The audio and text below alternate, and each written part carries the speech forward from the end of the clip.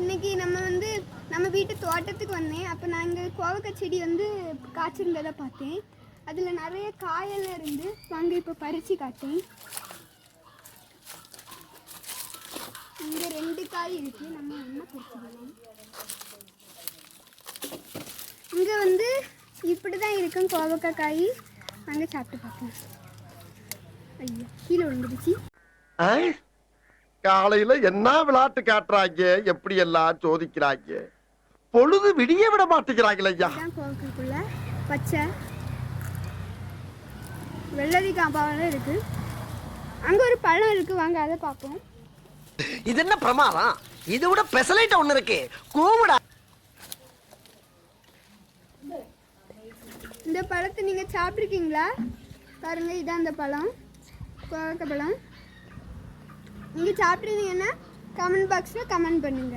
Okay, thank you guys.